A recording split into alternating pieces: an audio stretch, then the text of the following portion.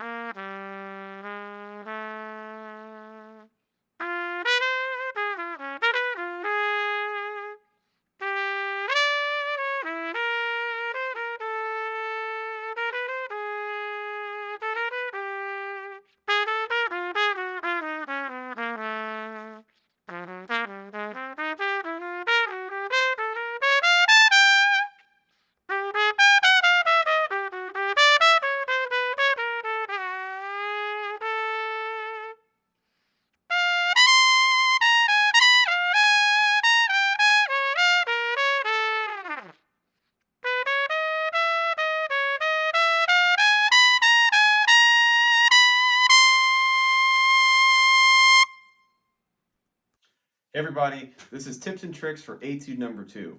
So Etude number 2, our ballad. The first thing I want to talk about in this Etude are all of the grace notes. When I listen to people play these types of things, I like for the grace notes to just sound natural, so aim for that. The next thing I want to talk about are the bends. The way I like to play bends is I like to just scoop into the note as opposed to like starting right on the note, scooping down, then scooping back up. So I'll give you an example. I play it on the recording, but here I'll just play it for you, for instance, both ways. So here's the way I like to play it. I'll just take that first bend, for example. So I just scoop right into the note, and this is the other way.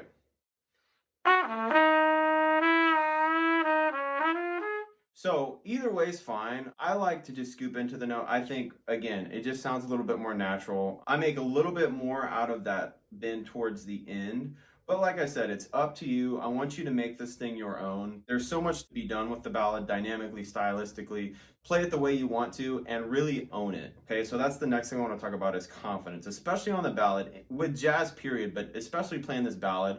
I remember when I was playing these things in high school, it was like I got the ballad and I was like, okay, what do I do with this thing?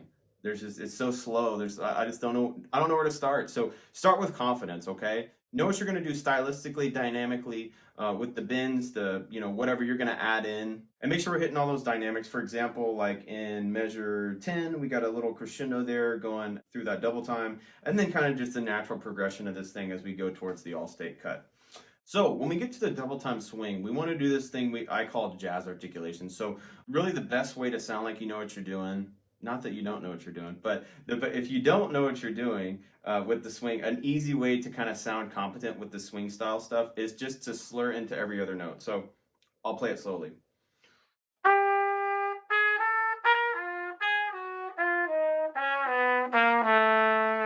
So I'm slurring into every other note, and that's going to give us that natural accent pattern and really make us sound way, way better immediately on our swing feel stuff. So next thing, make sure you have your breaths marked because this thing is slow and you can kind of get caught running out of air if you don't have them marked or if you don't know where you're going to put them. So for example, I breathe right before measure 5, I breathe at measure 9, etc. You can listen to what I do. You don't have to do it, but just make sure you know where you're going to breathe in this thing. Okay, it's slow and it's going to take a lot of air. Okay, so the next thing I want to talk about are all these triplets and sixteenths. So if you notice, I kind of put accents on all of my triplets and I make a really, really clear distinction on what is a triplet and what's a 16th note. So like right away in measure 1, we have 8th notes, triplets, and 16th notes. You got to make sure that stuff is really, really obvious, okay? But that's really goes through the whole piece. So just make sure you have all that stuff taken care of. Play along with the track, play along to a metronome, all that good stuff. All right, and last thing, all-state cut. Make sure you practice this thing down the octave first.